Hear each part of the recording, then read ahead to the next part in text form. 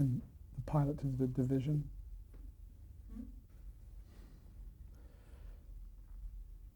Okay, 2 or 3 more series I want to mention just to get a comment from you, reaction. Sure. The first is Midnight Caller. Yes. Good show. Gary Cole, very skilled guy from theater in Chicago. Very proficient actor. Nice touch. As the show ran and I hung around for a few episodes on it and then moved on, as I hung around and did and directed one, it was fun to know that as the show was tough, as it got behind, at the end of the show, when we would schedule all the radio material, which is Gary in a single, dealing with his microphone and dealing with his audience, he would roar through that stuff just wonderfully. He enjoyed take one. He enjoyed the pace of it, the colloquiality of it. That was a real joy. He was our escape chute, our parachute, Gary was. The show was a little on the simple side because of that. Because there was Gary, there was that margin.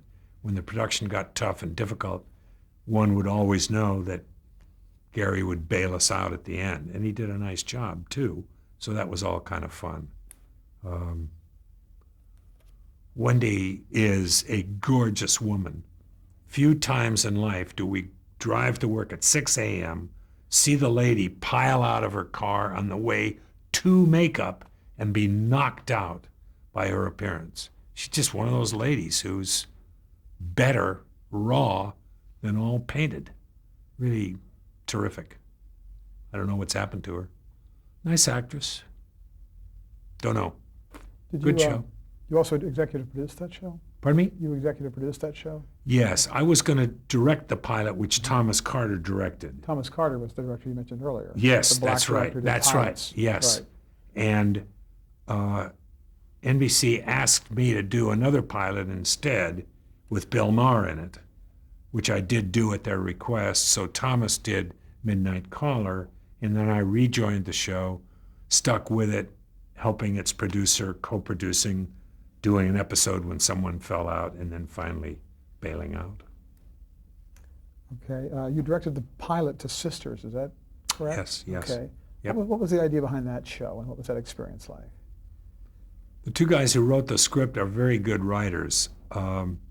Some of their writing gets a little fanciful, but most of their writing is really solid and very knowledgeable about those 4 women, those 4 sisters. It was good material.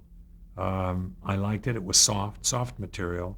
It was above soap. It wasn't simply a soap opera. It was relationships of those 4 women who did those parts very, very nicely. And their mom, who was tough and good and appropriately so in my mind.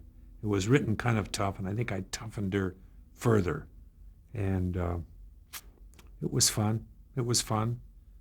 I liked devoting all the energies to character and story rather than action and suspense. It was a good change-up.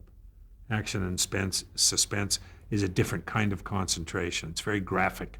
You're worrying about events and items on a step sheet and setups and graphics of the bare feet along the carpet in the dark and, that stuff. In this kind of a show, you're very preoccupied by those women and the individuality of each of the 4 and how they fit together and how they work together. I remember a dining room scene, which is always dreadful. Those are just so hard to do.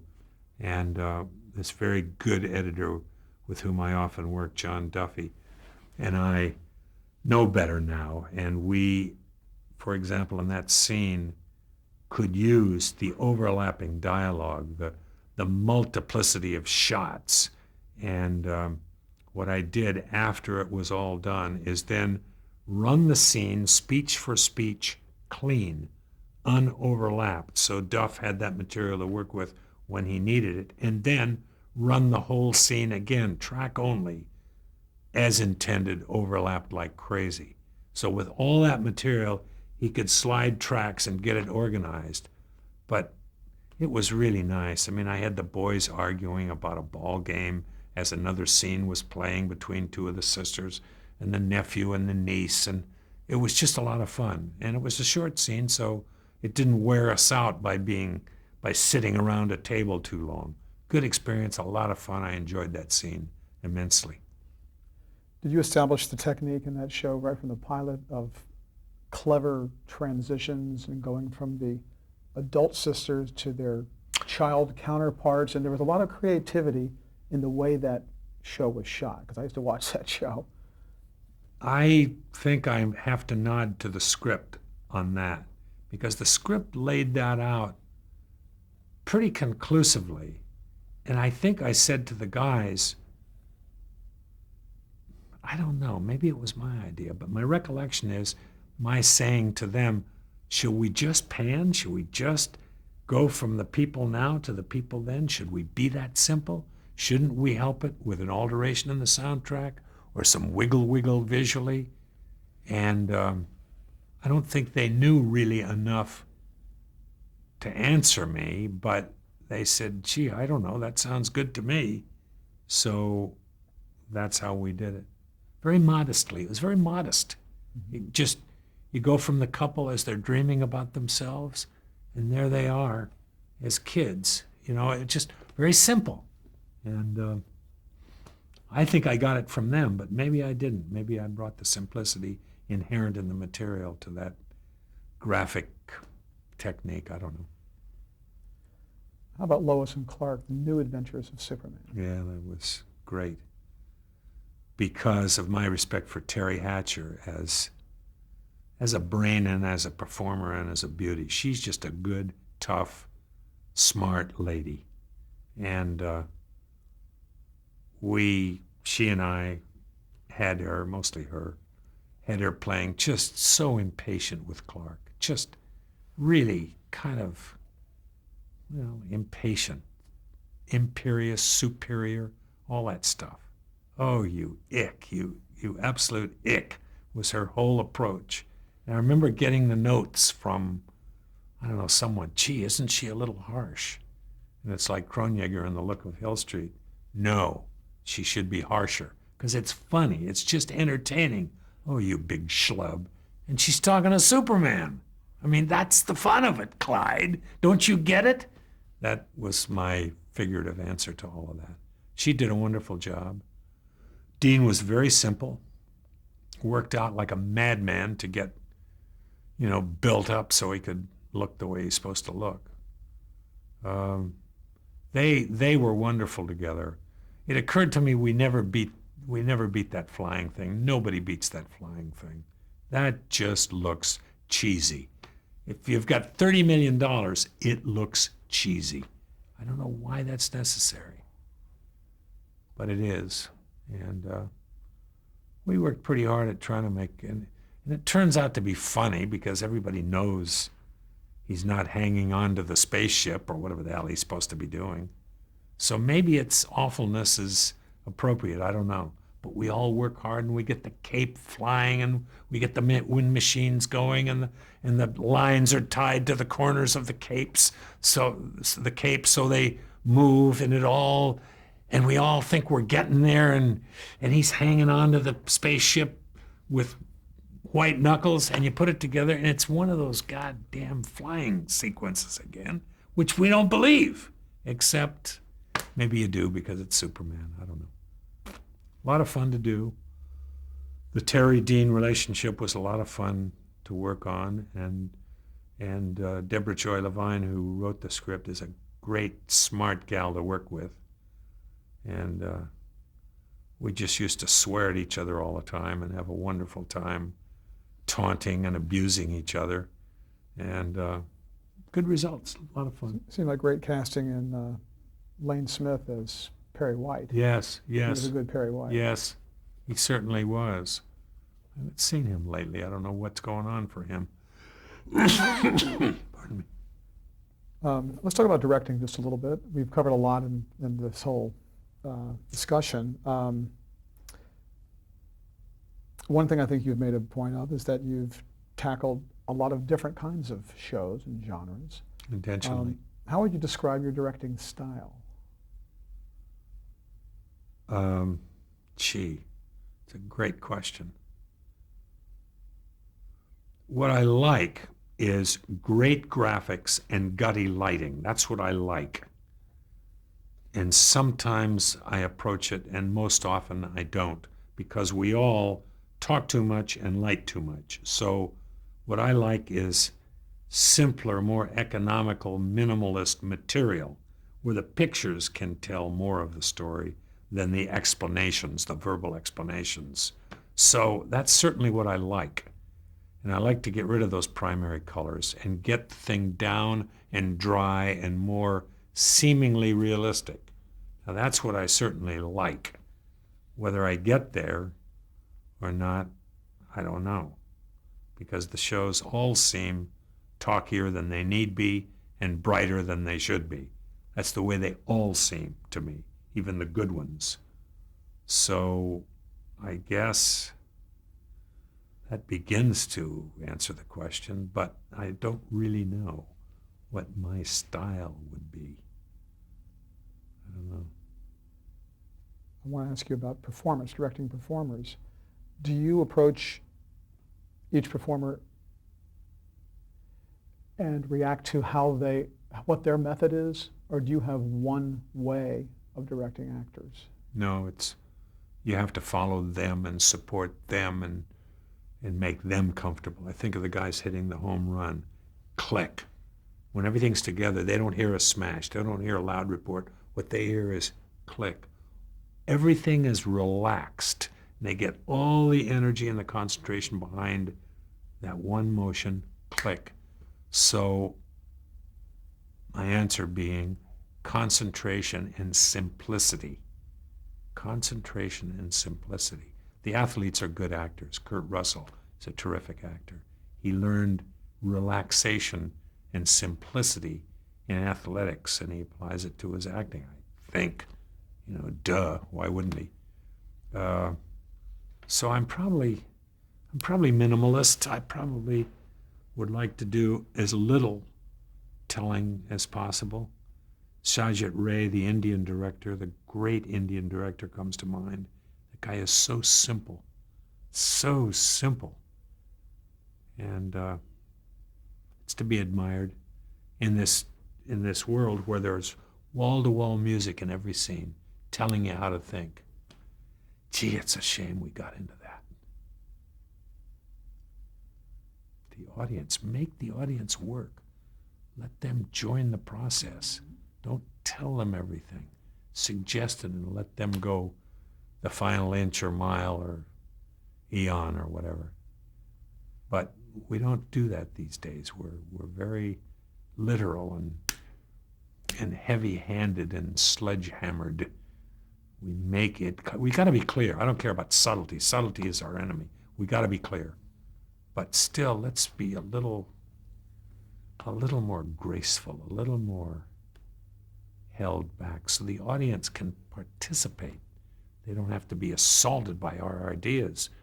They can have room to contribute their reactions for themselves. Maybe. You're active in the Directors Guild. Yes. What do you do with the Guild? Work on committees and very often the Directors Council and the National Board. It's just, from my perspective, my belief is that it's just such a fine organization that may derive from the work ethic. I mean, we get up early and we stay late and we just work like hell and it's really fun, but we do work hard. We work hard, and maybe the decency of that organization comes from that work ethic. I don't know, but it's one of the most decent, reliable, straight-ahead organizations, conceits, group of men and women that I come in contact with in life. I have an immense respect for it and derive satisfaction from that degree of integrity, which I don't see enough elsewhere. Why is the DJ important for directors?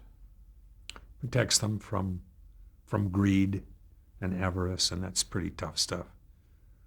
I mean, I suppose a proportion of the CEOs are just as good people as we are, but as a group, they're tough, man. They are tough people who don't care about anything except the bottom line.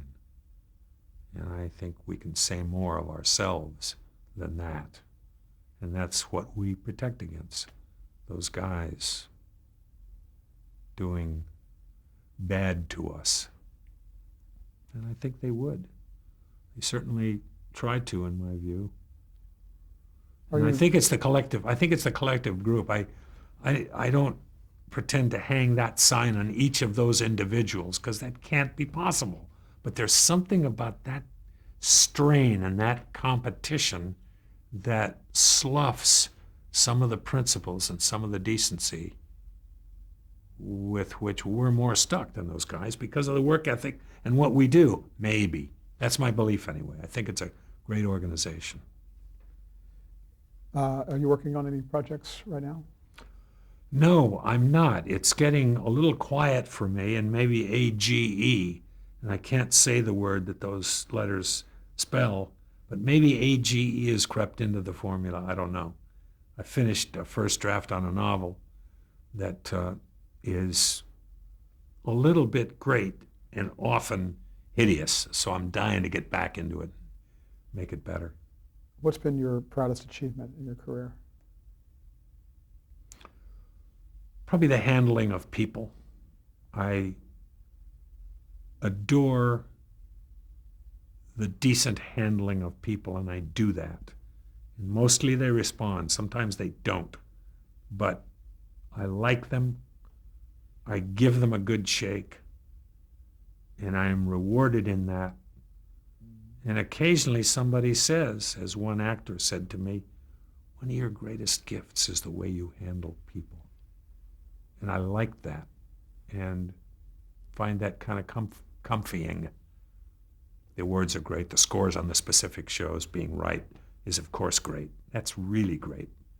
But at the end of the day, and maybe it's, the end of the bulk, maybe that's why I answered that question this way today. The scores are the handling of the people / scoring, which is to say being right, delivering, making the show work for audiences. Some combination of those two things. What's been your biggest regret? A few specific decisions turned out retrospectively to not have been as profitable as others might have been. The sticking around the shows as a co-executive producer would have been a smarter move to make. But I don't know, I clung to different things.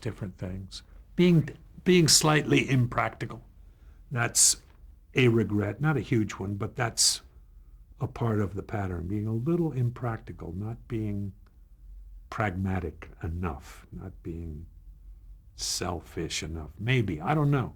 I mean, only child director. That's a pretty big formula for arrogance, and yet I'm positing here that maybe a little less humility might have been good. But I don't know. That's my answer to your question, and I can't see the forest because I am the forest, so I don't know. What advice would you give, or what advice do you give to aspiring directors? Do your own thing, as Kazan says. Do your own thing. He did a Harold Pinter script, and he said that he talked to Pinter at one point and said, it's like everybody's underwater. They're underwater. And Pinter said, well, isn't that the way life is? Kazan hates the picture, shouldn't have finished it, should have gotten the hell out of it. And that's what I would recommend. Not not to the exclusion of decency or anything. That isn't the point. But do it the way it is best for you. Do it your way. You can't do that. You have to eat. But to the extent that you can combine that with 3 meals on the table, do it. In fact, even give up a few meals sometimes. Did you have a mentor? Bob Sweeney, and occasionally along the way, real good people. Certainly Grant Tinker. A few others that, I don't know. It's a good question. There are another couple there, but I don't feel all that helped, frankly. Like someone who took you under his or her wing. Yeah, no, that didn't happen to me. As I say, wrongly or rightly, I don't feel all that helped. There were a few who were terrific and consistent, but Sween was the original, and there was a young composer conductor who helped me as a trombone player get into the swim of the radio musicians and all that. That guy certainly. A couple others, but they don't come to mind right now. Did you mentor anyone? Occasionally by the Directors Guild program, I do, yeah. And I enjoy the teaching, the giving back, not so much giving back, but giving to the students the truth of it. Because, gee, I don't think they are given the truth of it all that much. And I enjoy teaching them to give them the truth of it. How would you like to be remembered? That's a great question. I don't know. As a damn good storyteller, an overlooked damn good storyteller, I think.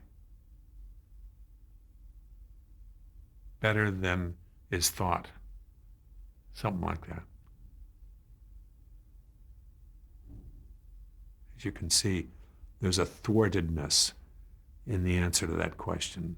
I'd like to have done more and didn't quite happen, so I want to be thought that should have happened more for that guy. That could be only childishness, too. I don't know. It's a good question. Okay, we're done. Excellent. I really Thank you. had a good time. I mean, obviously everyone does, talking about themselves, I'm sure. That was a good time listening, too. Good, great. Okay. Excellent. I'm gonna go.